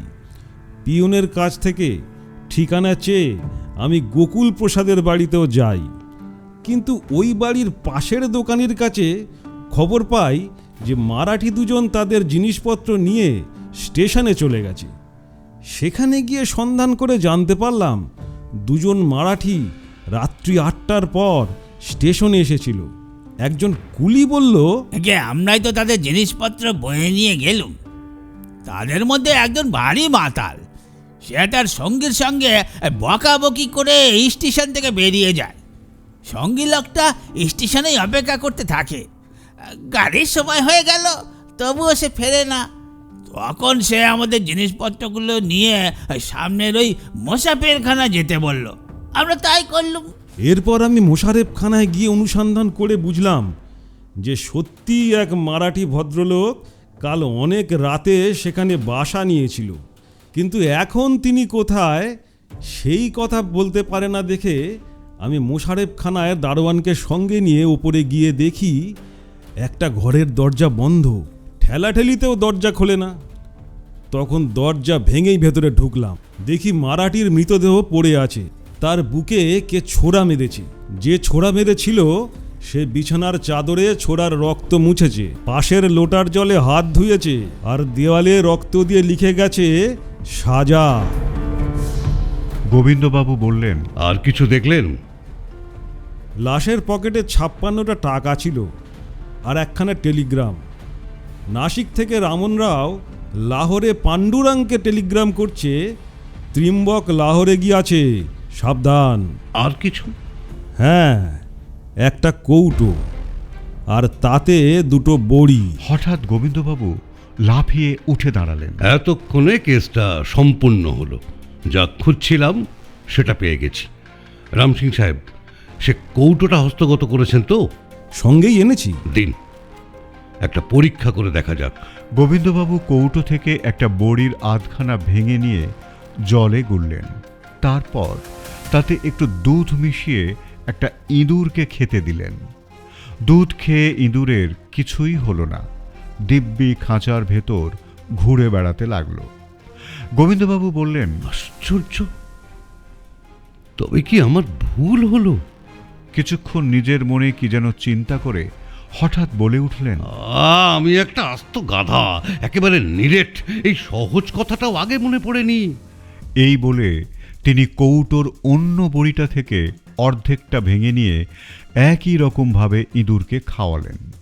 প্রায় সঙ্গে সঙ্গেই ইঁদুরটা ছটফট করতে করতে একেবারে স্থির হয়ে গেল। গোবিন্দবাবু বললেন, এই বড়িতেই বালকিষেনের প্রাণ গেছে। আমি বললাম, একটা বিষাক্ত আর একটা নির্বিষ বড়ি রাখার মানে কি? না, সেটা এক্ষুনি বলতে পারছি না, তবে খুনির নাম আমি জেনে গেছি। সুরজমল বললেন, খুনি কে আপনি জেনে ফেলেছেন? হ্যাঁ, একেবারে নিশ্চিত জেনে ফেলেছি। তাহলে তাকে ধরছেন না কেন? এখনই তাকে গ্রেপ্তার করা উচিত। নাম জানা যতটা সহজ, গ্রেপ্তার করা কি ততটা সহজ? এক্ষুনি সব কথা আপনাকে বলতে পারছি না, তবে ধৈর্য ধরতে হবে। বেশি তাড়াহুড়ো করলে সে শহর ছেড়েও পালাতে পারে। আমি বললাম, কিন্তু সে তো এর মধ্যে আরও খুন করতে পারে। না, এ বিষয়ে নিশ্চিন্ত থাকুন, সে আর কোনো খুন করবে না। আমি তাকে ধরার জন্য যে বন্দোবস্ত করেছি তাতে বোধহয় শীঘ্রই কাজ সফল হবে। তখন আপনাদের সব খুলে বলবো। আপাতত একটা দিন, মানে 24টা ঘন্টা মাত্র চুপ করে থাকুন। আমরা যখন এখনো পর্যন্ত কিছুই করে উঠতে পারলাম না, তখন চুপ করে না থেকে করবই বা কি। তাহলে বিদায় হই এখন। এই বলে পুলিশ কর্মচারীদ্বয় উঠে পড়লেন। এই সময় ননিয়া এসে উপস্থিত হল। তাকে দেখে গোবিন্দবাবু বললেন, আপনারা একটু অপেক্ষা করুন। হ্যাঁ, কি খবর ননিয়া? হুজুর, এক্কা দরজায়। তাকে এখানে ডাকো, জিনিসপত্র গাড়িতে তুলুক। গোবিন্দবাবু যে এখন কোথাও যাবেন তা আমাকে বলেননি, সুতরাং তার কথা শুনে আমি বেশ অবাক হলাম। এবার দেখলাম তিনি একটা নতুন হাতকড়ি বার করে বললেন, রামসিং সাহেব, আপনারা এই নতুন ধরনের হাতকড়ি কেন ব্যবহার করেন না? স্প্রিং দেওয়া, সেকেন্ডের মধ্যে আটকে যায়। পুরনোতেই কাজ চলতে পারে, যদি পড়াবার মতো লোক পাওয়া যায়। গোবিন্দবাবু হাতকড়িটা পকেটে রেখে দিয়ে নিজের পোর্টম্যানটা টেনে এনে 8 বার চেষ্টা করতে লাগলেন। এই সময়ে ননিয়া এক্কাওয়ালাকে নিয়ে হাজির হলো। গোবিন্দবাবু তাকে বললেন, হ্যাঁ, এসো দেখি বাপু, এইটা একটু চেপে ধরো তো, এটাকে একটু এঁটে নিই। এক্কাওয়ালা এসে পোর্টম্যানটা চেপে ধরল। পর মুহূর্তেই ক্রিং করে একটা শব্দ হলো। গোবিন্দবাবু লাফিয়ে উঠে দাঁড়ালেন। এই নিন আপনাদের খুনি, ত্রিম্বক রাও খান্ডেকার। এক্কাওয়ালাও এবার লাফিয়ে উঠে দাঁড়ালো। দেখলাম তার হাতে হাতকড়ি। সে সেটা টানা হেঁচড়া করে ভাঙার চেষ্টা করতে লাগলো। তারপর বাইরের দিকে একবার তাকাতেই রাম সিং আর সুরজমল মুহূর্তের মধ্যে ছিটকে এসে তাকে দুদিক থেকে চেপে ধরল। আর তখনই লোকটার নাক মুখ দিয়ে রক্ত পড়তে শুরু করল। সে কাপড়ে রক্ত মুছতে মুছতে ম্লান হেসে বলল, ভয় নেই, পালাবো না। গোবিন্দবাবু আমার দিকে চেয়ে বললেন, আমার অনুমান তাহলে মিথ্যে নয়, রক্তপিত্তের ব্যাপারটাও ঠিকই ধরেছিলাম। আমি হতভম্বের মতো গোবিন্দবাবুর মুখের দিকে তাকিয়ে রইলাম। খুনি ত্রিম্বক রাও গোবিন্দবাবুকে উদ্দেশ্য করে বলল, আপনার বাহাদুরি আছে, আপনার হাতে ধরা পড়ায় অগৌরব নেই।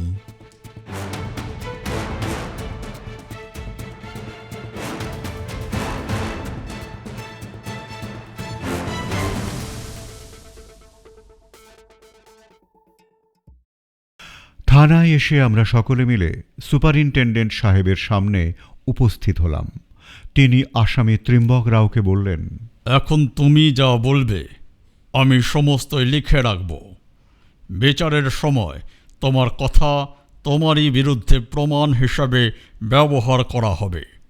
যা বলবে বুঝে বলবে। ত্রিম্বক রাও বলল, আমার আর কিছুতেই কিছু যায় আসে না সাহেব, যা করেছি বুঝেই করেছি। এই দুই দুরাত্মাকে খুন করব বলেই খুন করেছি। কেন খুন করলে?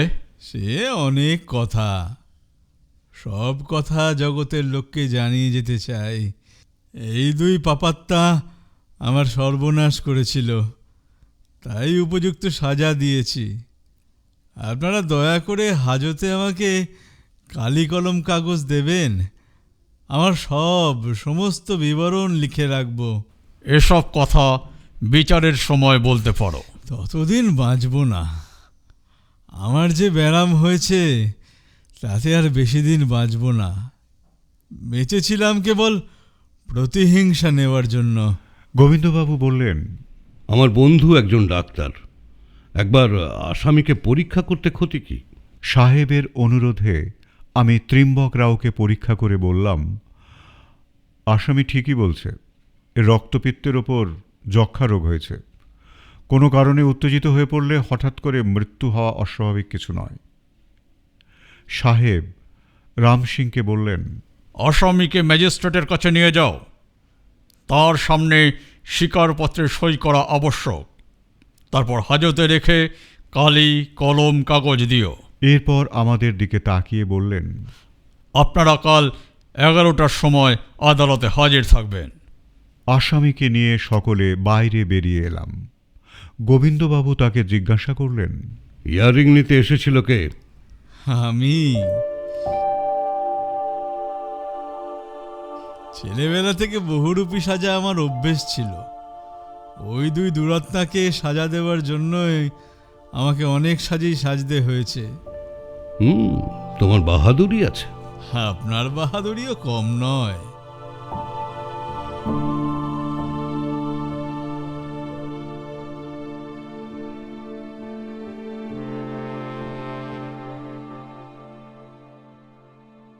বাড়ি ফিরে এসে অনেক রাত্রি পর্যন্ত গোবিন্দবাবুর সঙ্গে অনেক কথাবার্তা হলো।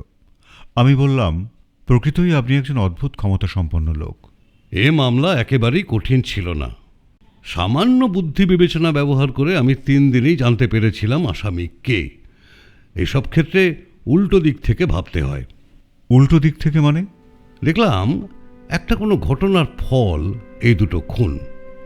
জানতে হবে কি সেই ঘটনা, অর্থাৎ কেন খুন এবং কে খুনটা করল। নাসিকে টেলিগ্রাম করেছিলাম জানেন তো? হ্যাঁ, আমি তো তখন সঙ্গেই ছিলাম। টেলিগ্রামের উত্তরে জানলাম বালকৃষ্ণ রাও একজন বড় সর্দার, তাঁর নামে ত্রিম্বক রাও নামের একটা লোক স্ত্রী ছিনিয়ে নেওয়ার জন্য পুলিশে নালিশ করে। পুলিশ বড় লোকের দাসানুদাস, ত্রিম্বককে হেঁকে তাড়িয়ে দেয়। তারপর এই বালকিষাণ রাওই আবার পুলিশে খবর দেয় যে ত্রিম্বক তাকে খুন করার চেষ্টায় আছে। তখন তো স্বাভাবিকভাবেই ত্রিম্বকের উপরে সন্দেহটা পড়ে। হ্যাঁ, একথা ঠিক। আমি এ ব্যাপারে সম্পূর্ণ নিশ্চিত হয়ে গেলাম যখন মোসাফিরখানায় মৃত পাণ্ডুরাঙের পকেট থেকে পাওয়া টেলিগ্রামটা দেখলাম। আপনিও দেখেছেন। তাতে লেখা ছিল, সাবধান, ত্রিম্বক লাহোরে। এই টেলিগ্রামটা পেয়ে লোক দুটো লাহোর ছেড়ে পালাচ্ছিল, কিন্তু ভগবান দুষ্টের দমনের জন্য তা হতে দিলেন না। মদ আর মহিলার নেশায় জড়িয়ে বালকিষাণ গিয়ে পড়ল ত্রিম্বকের খপ্পরে। এটা তো আমি আগেই আপনাদের বলেছিলাম যে এক্কায় দুজনের বেশি লোক ছিল না। নাগরা জুতো দেখে বুঝলাম খুনিই এক্কাওয়ালা হয়েছে। এটা এই কারণেই সম্ভব যে এক্কা হলে যত সহজে একজনের পেছন পেছন থাকা যায়, পায়ে হেঁটে তা হয় না। ঠিক ঠিক। আর এক্কাওয়ালা সাজলে সহজে কেউ চিনতে পারবে না। এই জন্যই আমি ননিয়াদের দলকে এক্কাওয়ালা খুঁজতে লাগিয়ে দিয়েছিলাম। আশ্চর্য। আশ্চর্যের কিছু নেই। প্রথমে ভেবেছিলাম এ নাম বদলেছে, কিন্তু পরে মনে হলো লাহোরে তো কেউই তাকে চেনে না, সুতরাং নাম বদলাতে যাবেই বা কেন? আর তাছাড়া নাম বদলালেও আমি তার চেহারার যে বর্ণনা দিয়েছিলাম তাতে ননিয়াদের চোখে সে ধরা পড়তই। দেখলেন তো, ননিয়া তাকে ঠিক খুঁজে বের করে ভাড়ার নাম করে ডেকে আনলো। কিন্তু এখানেও ভাড়া এলো কেন? না এলে পাছে কেউ সন্দেহ করে। আচ্ছা, খুন করার পরেই তো লাহোর ছেড়ে চলে যেতে পারত। ত্রিম্বক গাধা নয়, সে জানত পুলিশ এখন রেল স্টেশনে বিশেষ নজর রেখেছে, তাই অপেক্ষা করেছিল। গোলমালটা একটু মিটলেই সরে পড়ত। আপনার অদ্ভুত ক্ষমতা। যা বললেন তাই করলেন। দুটো খুনের আসামিকে বাড়ি বসেই গ্রেপ্তার করে ফেললেন। অদ্ভুত অদ্ভুত কিছু নয়, তবে আমার গোয়েন্দাগিরিটা সম্পূর্ণ নতুন, পুরনো ধাঁচের নয়। আর একটা কথা জানবার আছে। হ্যাঁ বলুন। ইয়ারিং এর ব্যাপারটা কি? সম্ভবত ত্রিম্বকের পূর্ব ইতিহাস থেকেই সেটা জানা যাবে। এজন্য কাল পর্যন্ত অপেক্ষা করতে হবে। সকালে গোবিন্দবাবুই আমাকে ডেকে তুললেন। দেখলাম তিনি বেরোবার জন্য তৈরি হয়ে আছেন। বললেন, রাম সিং খবর পাঠিয়েছে, এখনই একবার থানায় যেতে হবে, তৈরি হয়ে নিন। আমি বিন্দুমাত্র দেরি না করে ঝটপট তৈরি হয়ে নিলাম। কিছুক্ষণের মধ্যেই একটা গাড়ি নিয়ে দুজনে থানায় পৌঁছে গেলাম। দেখলাম ত্রিম্বক রাও শুয়ে আছে। তার চতুর্দিকে কালি কলম কাগজ বিক্ষিপ্তভাবে ছড়িয়ে আছে। অনেকগুলো কাগজেই লেখা রয়েছে, কিন্তু ত্রিম্বক রাও আর জীবিত নেই। রক্তপিত্তের রোগেই তার মৃত্যু হয়েছে। গোবিন্দবাবু ত্রিম্বকের লেখা কাগজগুলো তুলে গুছিয়ে নিলেন। এরপর রাম সিং আর সুরজমল আমাদের নিয়ে অন্য একটি ঘরে এসে বসলেন। গোবিন্দবাবু কাগজগুলো আমার হাতে দিয়ে বললেন, আপনিই পড়ুন ডাক্তার, গুছিয়ে দিয়েছি। আমি পড়তে শুরু করলাম ত্রিম্বকের কাহিনী। কেন খুন করলাম এই ইতিহাস বড় দীর্ঘ। সংক্ষেপে লেখার চেষ্টা করছি। 1 বছর বয়সে বাপ মাকে হারিয়েছি। গুণবন্ত রাও নামে আমার বাবার এক বন্ধু ছিলেন, তার কাছেই আমি বড় হয়েছি। নাসিকের কাছে সাতগাঁও গ্রামে আমরা থাকতাম। গুণবন্ত রাও মধ্যবিত্ত গৃহস্থ ছিলেন। চাষাবাদ করে সুখ স্বাচ্ছন্দ্যে সংসার চলত। তিনি দুরাত্মা সর্দার বালকিষাণ রাওয়ের প্রজা ছিলেন। গুণবন্ত রাওয়ের কন্যার নাম চন্দনা বাই। আমরা দুজন একই সঙ্গে একই আদর যত্নে বেড়ে উঠেছি। চন্দনা আমার থেকে 6 বছরের ছোট ছিল। যখন তার বয়স 12, তখন মহা সমারোহে গুণবন্ত রাও আমার সঙ্গে চন্দনার বিয়ে দিলেন। আমার সুখের মাত্রা পূর্ণ হলো। কিন্তু আমার অদৃষ্টে যে এই দুর্দশা ঘটবে তখন কে জানতো। 4-5 বছর আমরা বড়ই সুখে কাটালাম, তারপরেই বিপদ ঘনালো। আগের জমিদারের মৃত্যুর পর বালকিশন আমাদের সর্দার হলো। সে অতি দুর্দান্ত, পাশব চরিত্র, লম্পট, প্রজাদের ওপর অত্যাচার করতে লাগলো। কিন্তু তখনও পর্যন্ত সে আমাদের গ্রামের বাসিন্দাদের উপর কোনো অত্যাচার চালায়নি। একদিন সবাই লক্ষ্য করলাম অসংখ্য লোকজন এসে আমাদের গ্রামের প্রান্তভাগে তাঁবু ফেলেছে। শুনলাম সর্দার বালকিশন রাও কাল আমাদের গ্রামে আসবেন। তিনি নিকটস্থ বনে শিকার করতে আসছেন। 2-3 দিন ধরে চলল শিকার, সেই সঙ্গে গ্রামের লোকজনদের উপর নানান অত্যাচার। গ্রামবাসীরা গোপনে জড়ো হয়ে নানান কথা বলতে লাগলো।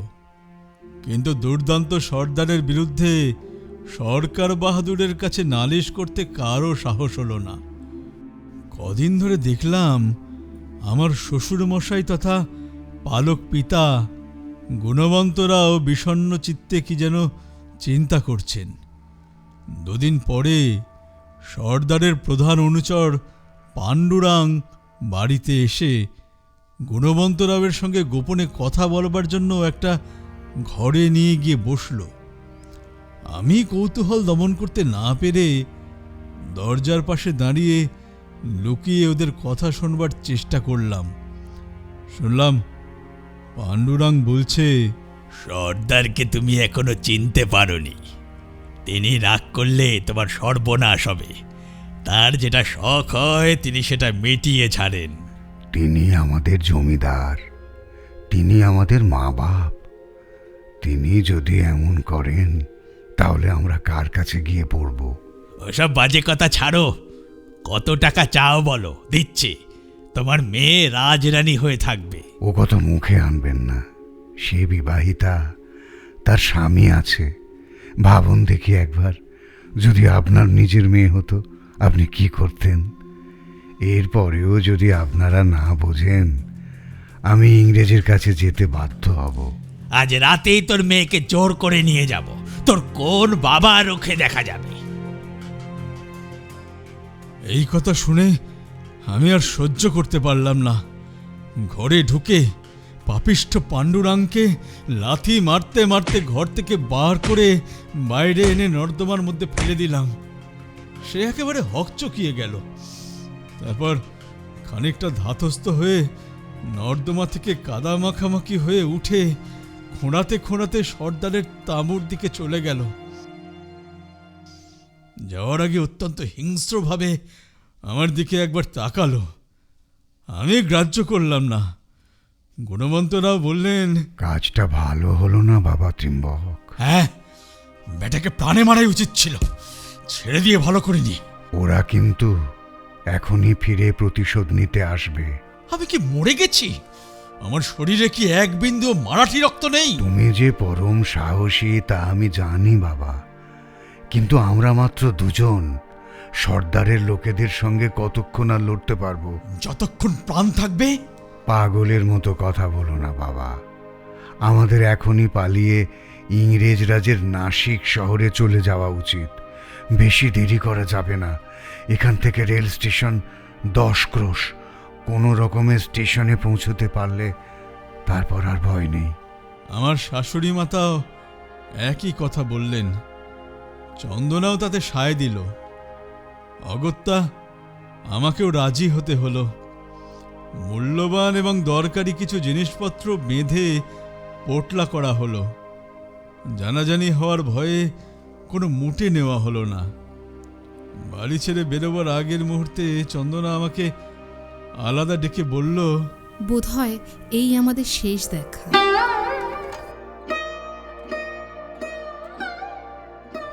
আমি চন্দনার হাতটা নিজের হাতের মুঠোয় শক্ত করে ধরে বললাম, মিথ্যে ভয় পাচ্ছি চন্দনা। সর্দার আমাদের কিছুই করতে পারবে না। আমি বেঁচে থাকতে তোমাকে কেউ ছুঁতে পারবে না। জানি, ভগবান আমাদের সহায়। তবু একটা কথা তোমাকে বলবার আছে। কি কথা বলো?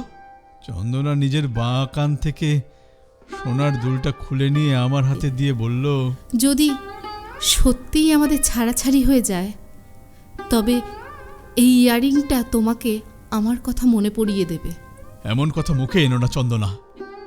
তবে তোমার দেওয়া এই ইয়াররিং সব সময় আমি বুকে করে রাখবো।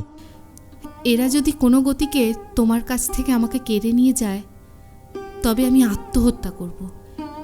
এই দেখো।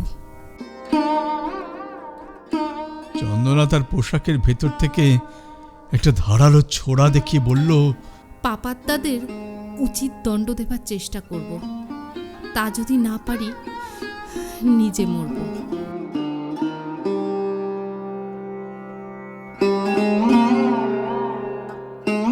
গুণবন্তরাও তারা লাগালেন। আমরা বাইরে বেরিয়ে এলাম। তখন রাত্রি প্রায় 9টা। চারিদিক নিস্তব্ধ। আমরা 4 জন দ্রুত স্টেশনের দিকে হাঁটতে লাগলাম। আমার আর গুণবন্ত রাবের কোমরে দুটো ধারালো তলোয়ার বাঁধা।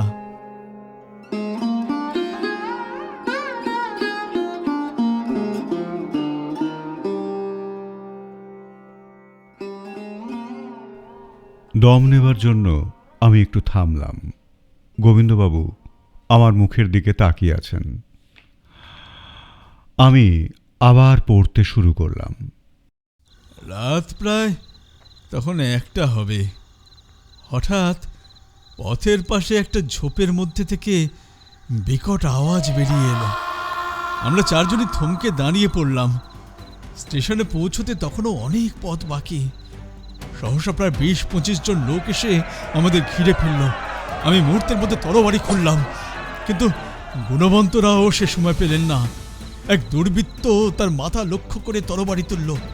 আমি লাফিয়ে তার কাছে পৌঁছবার আগেই তরবারির কোপ এসে পড়ল তার মাথায়। দেখলাম আমার শাশুড়ি মাতা এসে স্বামীর উপর ঝাঁপিয়ে পড়লেন। তারপর দুজনে মাটিতে লুটিয়ে পড়লেন। আমি আর কিছুই দেখতে পেলাম না, কারণ প্রায় সঙ্গে সঙ্গেই 10-12 জন সশস্ত্র দুষ্কৃতী আমাকে ঘিরে ধরল। আমি তরবারি চালিয়ে তাদের 6-7 জনকে ঘায়েল করে ফেললাম। এর মধ্যে দেখলাম আসন্ন পাণ্ডুরাং চন্দনার হাত মুখ বেঁধে একটা ঘোড়ায় তোলার চেষ্টা করছে। মুহূর্তের জন্য আমি বিহ্বল হয়ে উন্মত্তের মতো সেই দিকে ছুটে যেতেই পেছন থেকে কেউ আমার মাথায় সজোরে আঘাত করলো। আমি চারদিকে যেন হাজার হাজার সূর্যের আলো দেখতে পেলাম। তারপরেই সব অন্ধকার।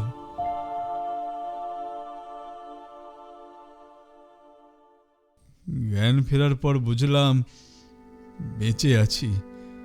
দেখলাম হাসপাতালে শুয়ে। শুনলাম পরদিন সকালে চাষিরা পুলিশে খবর দেয়। আমি বেঁচে আছি দেখে তারাই আমাকে নাসিকের হাসপাতালে পাঠিয়ে দেয়। 1 মাস হাসপাতালে পড়ে থাকার পর আমি ছাড়া পেলাম। গায়ে ফিরে যেতে ইচ্ছে করল না।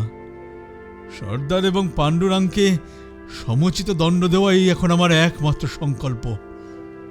উন্মত্তের মতো নাসিকের রাস্তা রাস্তায় ঘুরে 2 দিন কেটে গেল। জামার ভেতরের পকেটে চন্দনার ইয়াররিংটা অক্ষত রয়েছে। এত কিছুর পরেও সেটা কাজ ছাড়া হয়নি। অনাহার আর অনিদ্রায় শরীর অবসন্ন হয়ে এলো। গোদাবরীর তীরে একটা বাঁধা ঘাটে শুয়ে পড়লাম। কতক্ষণ ঘুমিয়েছিলাম জানি না। হঠাৎ কে আমার মাথায় হাত দিয়ে নাড়া দেওয়ায় ঘুম ভেঙে গেল। চমকে উঠে বসলাম। দেখলাম আমাদের গ্রামের বৃদ্ধ গঙ্গাধর রাও। আমার শ্বশুরমশাইয়ের সঙ্গে এর বিশেষ বন্ধুত্ব ছিল। আমাকে ছেলের মতোই ভালোবাসেন। বললেন, হাসপাতাল থেকে কবে ছাড়া পেলে? এই 3 দিন হলো। কোথায় আছো? কোথাও নয়। এসো এসো, আগে তোমার কিছু খাওয়ার দরকার। আমি দ্বিরুক্তি না করে উঠে দাঁড়ালাম। উনি একটা দোকানে নিয়ে গিয়ে আমার উপবাস ভঙ্গ করালেন। আহার করে শরীরে আবার বল ফিরে পেলাম। জিজ্ঞাসা করলাম, আপনি সর্দার বালকিশনের কোনো খবর রাখেন? সব বলছি, এসো এসো আমার সঙ্গে। শহরের বাইরে একটা নির্জন ভাঙা মন্দিরের কাছে এসে দুজনে বসলাম। গঙ্গাধর রাও কিছুক্ষণ চুপ করে থেকে আমার মুখের দিকে তাকিয়ে বললেন, চন্দনা আর নেই। আমি জানি। জানো? হ্যাঁ, সে আমাকে বলে গিয়েছিল প্রতিশোধ নিতে না পারলে আত্মহত্যা করবে। হ্যাঁ, সে তাই করেছে। গ্রামে রটানো হয়েছে ডাকাতরা তোমাদের আক্রমণ করেছিল। গুণবন্ত রাও আর তার স্ত্রীকে খুন করে তোমাকে অর্ধমৃত অবস্থায় ফেলে রেখে সবকিছু অপহরণ করে পালিয়েছে। চন্দনবাইকে ডাকাতেরা নিয়ে গিয়েছে। পুলিশ চেষ্টা করছে, কিন্তু এখনো ডাকাতদের সন্ধান করতে পারেনি। কিন্তু আসল ঘটনা যে তা নয়, সেটা আমি বুঝতে পেরেছি। গ্রামের লোক আমাকে মানে, তাই সর্দার আমাকে ডেকে পাঠিয়ে চাকরি দিতে চাইল। আমি চাকরিটা নিতে রাজি হলাম, কোনো গতিকে যদি চন্দনাকে উদ্ধার করা যায় এই আশায়। কিন্তু সপ্তাহখানেক আগে জানতে পারলাম চন্দনা প্রথম দিনই নিজের বুকে ছুরি বসিয়ে দিয়ে আত্মহত্যা করেছে। সর্দার বালকিষণ আর পাণ্ডুরাং দুজন বিশ্বস্ত পরিচারককে সঙ্গে নিয়ে রাতের অন্ধকারে মৃতদেহ মাটির তলায় পুঁতে দেয়। আমি কিছুই জানতে পারলাম না বাবা। আর সর্দারের ওখানে যাব না। তুমিও গাঁয়ে ফিরে চলো। বাড়ি ঘর জমি জমা সব দেখবে কে? কার জন্য দেশে ফিরব? আমি পাপীদের দণ্ড দেব। আপনি আমাকে সাহায্য করবেন? বলো কি করতে হবে। সর্দারের কাজ আপনি এক্ষুনি ছাড়বেন না। আমি আপনাকে 30খানা কাগজ দেব। আপনি কোনো উপায়ে ওই পাপাত্মা সর্দারের বিছানায় প্রতিদিন একটা করে কাগজ রেখে দিতে পারবেন? যে করে হোক তা করব, কিন্তু এর অর্থ কি? আমি ওকে 1 মাস সময় দেব। দুজনে লড়ব। হয় সে মরবে, না হয় আমি। যদি না লড়তে চায়? আমি বিষের বড়ি তৈরি করতে জানি। একটা বিষ বড়ি আর একটা একই রকম দেখতে অবিষাক্ত বড়ির মধ্যে থেকে যে কোনো একটা তুলে নিয়ে খেতে বলবো। অন্যটা আমি খাবো। যদি না খায়? খাবে না মানে? জোর করে খাওয়াবো। এই বলে আমি লাফিয়ে উঠে দাঁড়ালাম, আর তখনই আমার নাক মুখ দিয়ে রক্ত পড়তে লাগলো। তাই দেখে গঙ্গাধর রাও অত্যন্ত ভীত হয়ে ছুটে গিয়ে নদী থেকে কাপড় ভিজিয়ে জল এনে আমার নাকে মুখে মাথায় দিতে লাগলেন। বললেন, তোমার শরীর এখনো ভালো হয়নি বাবা। আমার কথা শোনো। দিন কতক দেশে গিয়ে শরীর সুস্থ করো, তারপর যা ভালো হয় করো। আপনার সব কথা শুনব, কেবল এইটা নয়। গঙ্গাধর রাও আমার হাতে কিছু টাকা দিয়ে বললেন, এটা ধরো, এখনকার মতো খরচ চালাও, পরে শোধ দিলে চলবে। বালকিষণ এখন নাসিকেই আছে। রোজ রাত্রি 9টার সময় এখানে এলে আমার সঙ্গে দেখা হবে। বেশ, কাল আপনাকে কাগজগুলো দেব।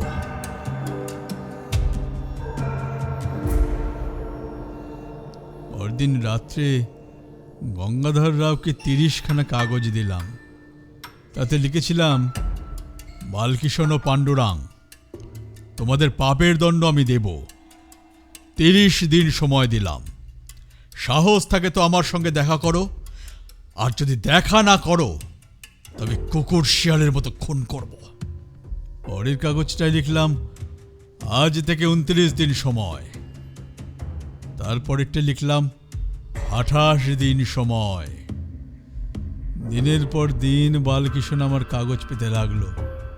কোথা থেকে কে তার বিছানায় এই কাগজ রেখে যায় জানতে না পেরে বালকিষণ অত্যন্ত ভীত হয়ে পড়ল। তার আহার নিদ্রা বন্ধ হলো। এ খবর শুনে আমি যার পর নাই আনন্দিত হয়ে উঠলাম। বালকিষণ আমার বিরুদ্ধে পুলিশে নালিশ করল। আমি পুলিশকে বালকিশনের কীর্তিকলাপ সব জানালাম, কিন্তু পুলিশ আমার কথায় কান দিল না, আমাকে শহর ছেড়ে চলে যেতে বলল। বাধ্য হয়ে আমি ছদ্মবেশে গা ঢাকা দিয়ে রইলাম। এদিকে কাগজে লেখা দিন যত কমে আসতে লাগলো, পাণ্ডুরাং আর সর্দার বালকিশন ততই অস্থির হয়ে উঠতে লাগলো। শেষে উন্মত্তের মতো নাসিক ছেড়ে পালালো। কিন্তু আমার হাত এড়িয়ে পালাবে কোথায়? কলকাতা থেকে কাশী, কাশী থেকে এলাহাবাদ, আগ্রা, দিল্লি হয়ে ওরা লাহোরে এলো। আমিও ওদের সঙ্গে ছায়ার মতো লেগে রইলাম। একদিনের জন্যও চোখের আড়াল হতে দিইনি। লাহোরে ওদের ভাড়া নেওয়া বাসাটাও দেখে নিলাম। যখন বাইরে বেরোতো, গাড়ি করে বেরোতো। আমিও একজন বড় এক্কাওয়ালার সাথে দেখা করে দিন প্রতি 1 টাকা চুক্তিতে তার কাছ থেকে একটা এক্কা আর একটা ঘোড়া ভাড়া নিলাম। আর বেশি লিখতে পারবো না, শরীর অবসন্ন হয়ে আসছে। এরপর কি ঘটেছে গোবিন্দবাবু তা প্রায় সবই বুঝে ফেলেছেন। মাতাল বালকিশনকে পরিকল্পনা মাফিকই মারতে পারলাম। তার নিয়তিই তাকে বিষাক্ত বুড়িটাই বেছে নিতে বাধ্য করেছিল। কিন্তু আর এক দুরাত্মা পাণ্ডুরাংকে যখন মুসাফিরখানায় গিয়ে ধরলাম, তখন সে আমার দেওয়া বড়ি বেছে নিতে অস্বীকার করলো এবং আমাকে আক্রমণ করলো। তাই বাধ্য হয়েই তাকে জানোয়ারের মতো মারতে হলো।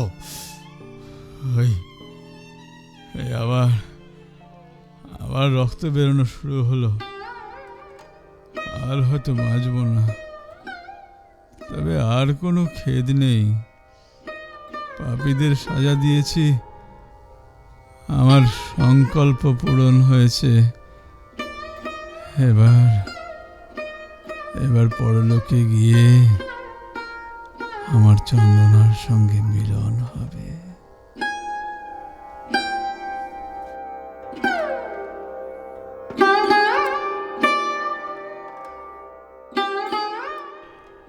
পড়া শেষ করে আমি গোবিন্দবাবুর দিকে তাকিয়ে বললাম, চন্দনার ইয়ারিংটা তার গাঁয়ের গঙ্গাধর রায়ের কাছে পাঠিয়ে দেওয়া যায় না?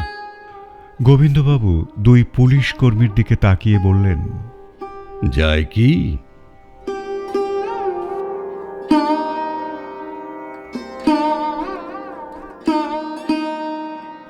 শুনছিলেন চন্দন বাইয়ের কানের দুল।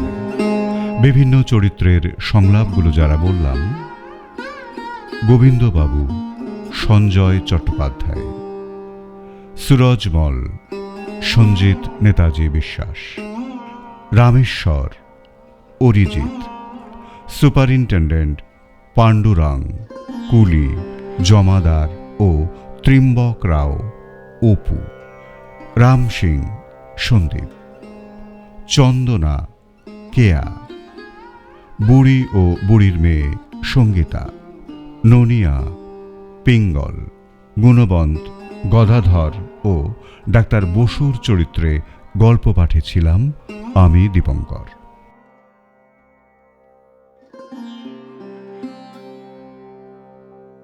গালগপ্পে আবার দেখা হবে পরের গল্প নিয়ে। সবাই খুব ভালো থাকুন, সঙ্গে থাকুন। নমস্কার। ও হ্যাঁ, কেমন লাগছে সেটা জানাবেন কিন্তু।